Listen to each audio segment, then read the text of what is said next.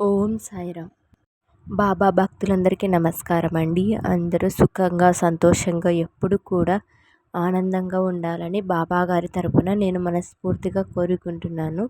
ఈరోజు బాబా గారు అందించే సందేశం ఏమిటంటే, తల్లి, ఒక శాపం వల్లనే ఇలా జరుగుతుంది. ఈ ఒక్క పని చేసుకున్నావంటే నీకు తగిలిన శాపాలు దోషాలు అన్నీ తొలగిపోయి ఖచ్చితంగా నీ ఇంట ధనవర్షం కురుస్తుంది, అదృష్టం పండుతుంది, కోరింది కోరినట్లు జరుగుతుంది, ఇలా చేసుకోమ్మా అని ఒక చక్కటి సందేశాన్ని మనకి అందించబోతున్నారు.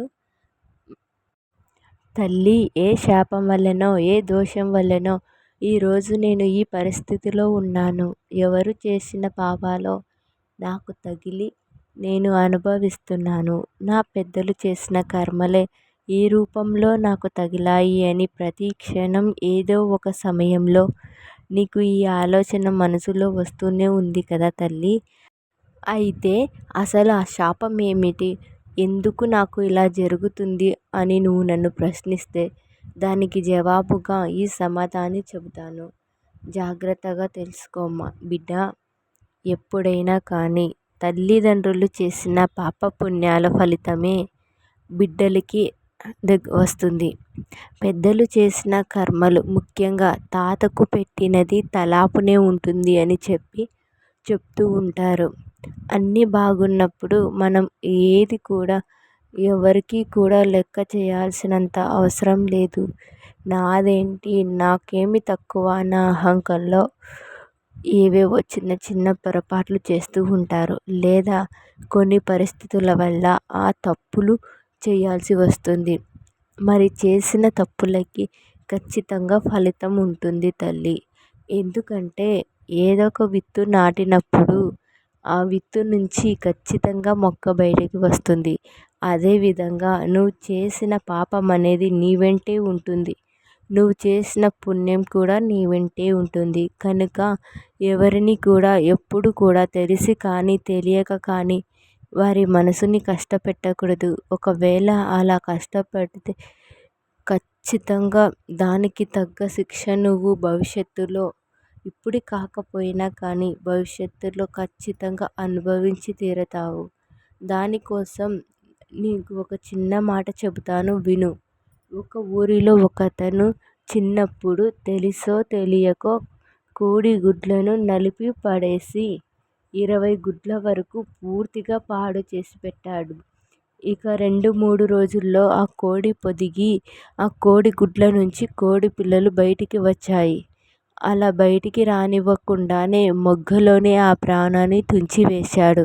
దానికి ఫలితంగా 10 జన్మల తర్వాత తల్లి, ఆ జన్మలో కూడా కాదు, 10 జన్మల తర్వాత తనకి సంతానం కలిగి పుట్టిన వెంటనే 10 మంది సంతానం చనిపోయారు.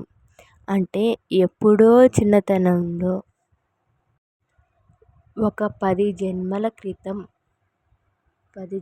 క్రితం తెలిసో తెలియకో కోడి గుడ్లను నాశనం చేసినందుకు దానికి ఫలితం తను 10 జన్మల తర్వాత అనుభవించాడు. అలా కర్మదోషం అనేది వెంటాడి వేధిస్తుందని గుర్తుంచుకో. కనుక నీవు చేసిన ఏ కర్మల వల్ల నువ్వు కష్టాన్ని అనుభవించడం లేదు.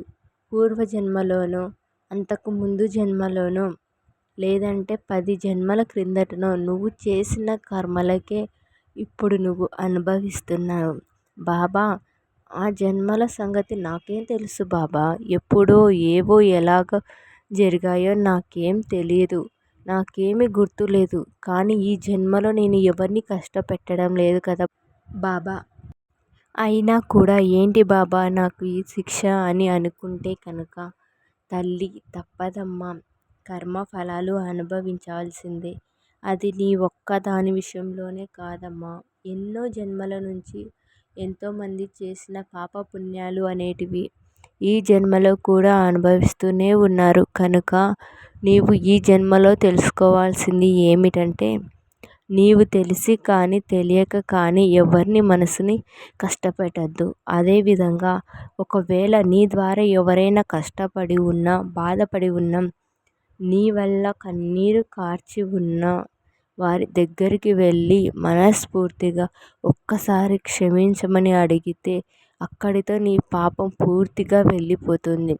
అదేవిధంగా ఎవరి వైపైనా తప్పు ఉంటే ఒక్కసారి నెమ్మదిగా చెప్పి చూడు. వినకపోతే నువ్వు మళ్ళీ వారు వినేటట్లు చేయాలి అన్న ఉద్దేశంతోనే అరిచి తిట్టి అలా కూడా పాపాన్ని మూటగట్టుకోవద్దు. నీవు చేసిన ఏ కర్మల నీవు ఈ ఫలితాన్ని అనుభవించడం లేదు. అదేవిధంగా నీ యొక్క తాత ముత్తాతలు చేసిన పనుల వల్ల కూడా నీకు కొంతవరకు ఈ దోషం వచ్చింది. కనుక ఈ దోషాలన్నిటినీ కూడా ఎలా వచ్చినా కానీ, ఏం చేసినా కానీ, ఎవరి వల్ల వచ్చినా కానీ శిక్ష అనుభవిస్తుంది మాత్రం నువ్వు.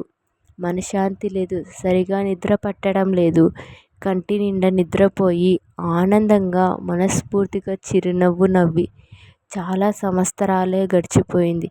ముఖ్యంగా పెళ్ళైన దగ్గర నుంచి ఏ సుఖం లేదు, ఏ ఆనందం లేదు. ఏ కష్టం వచ్చినా కూడా తల్లిదండ్రులు వెన్నట్టే ఉండి ధైర్యాన్ని ఇస్తున్నా కానీ ఏమీ చెయ్యలేని పరిస్థితులలో వారు ఉన్నారు, నువ్వు ఉన్నావు. కనుకనే బిడ్డ, అన్నిటికీ కూడా ఒక సొల్యూషన్ ఉంటుంది. అన్నింటికి ఏ సమస్య వచ్చినా కూడా ఒక పరిహారం అనేది ఉంటుంది. ఆ పరిహారాన్ని చెప్తాను, జాగ్రత్తగా చేసుకో.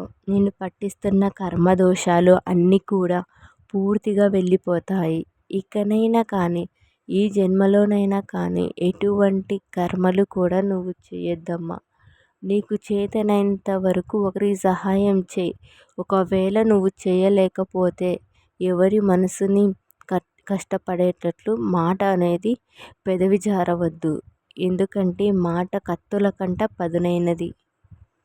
ఒక్కసారి వదిలావంటే అది మనసు లోతుల్లోకి వెళ్ళి గుచ్చుకుంటుంది. ప్రతి నిమిషం వాళ్ళు ఎంతో చిత్రవదని అనుభవిస్తూ ఉంటారు. అది వారు మాటల్లో చెప్పలేరు, కన్నీటి రూపంలో వారు చూపించగలుగుతారు. ఆ శాపం నీకు వద్దు తల్లి. కనుకనే జాగ్రత్తగా మాట మాట్లాడేటప్పుడు అదుపులో ఉంచుకొని మాట్లాడు. ఇది నీ శ్రేయస్సుకు మాత్రమే కాదు, నీ బిడ్డల భవిష్యత్తుకు కూడా అత్యంత ముఖ్యమైనదిగా నువ్వు గుర్తుపెట్టుకోవాలి. అర్థమైంది కదా? ఇప్పుడు పరిహారాన్ని చెప్తాను, జాగ్రత్తగా విను. బిడ్డ, ప్రతి శుక్రవారం నీవు ఉదయాన్నే తెల్లవారుజామున నిద్రలేచి ఇల్లు బయట అంతా కూడా శుభ్రపరుచుకొని చక్కగా వాకిట్లో ముగ్గు పెట్టుకున్న తర్వాత తలస్నానం చేసి నువ్వు ఇల్లంతా కూడా సాంబ్రాణి పొగ వేస్తూ ఆ పొగలో పచ్చకర్పూరం, 3 లవంగాలు, ఇంకా బిర్యానీ ఆకు ఉంటుంది కదా, ఒక బిర్యానీ ఆకు, వీటన్నిటినీ కనుక వేసి నువ్వు ఆవు నెయ్యి కూడా వేసి సాంబ్రాణి వేశావు అంటే ప్రతి శుక్రవారం ఉదయం 7 గంటల లోపే నువ్వు ఇలా వేయాలి.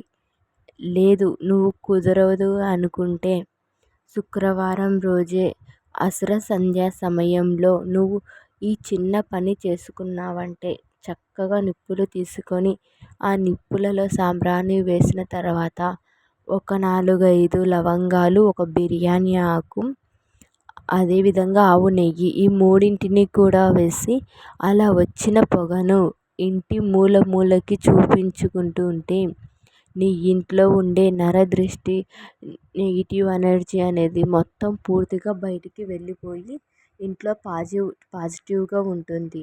లక్ష్మీదేవి అనుగ్రహం కూడా కలిగి నువ్వు ఏ పని చేసినా కూడా అందులో కలిసి వచ్చి ఆ ఇంట్లో ఉండే వారంతా సంతోషంగా ఉండటానికి ఒక మంచి అవకాశం ఉంది.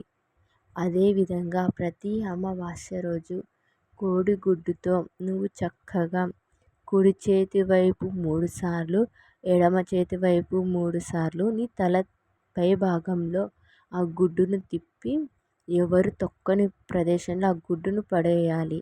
ఇలా పడేయడం వల్ల నీపై ఉన్న నెగిటివ్ ఎనర్జీ అనేది పూర్తిగా వెళ్ళిపోతుంది.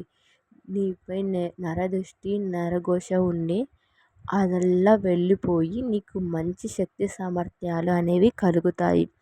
ఎటువంటి దోషాలు, శాపాలు నీకు తగలవు. కనుక ఈ చిన్న పని చేసుకుంటే నీకు ఉండే నెగిటివిటీ మొత్తం వెళ్ళిపోయి పాజిటివిటీ ఏర్పడి నీకు అంతా శుభం జరుగుతుంది తల్లి అని ఒక సందేశాన్ని బాబాగారు మనకు అందించారు. బాబాగారు అన్నీ మనకు మంచి జరగాలనే చేస్తారు.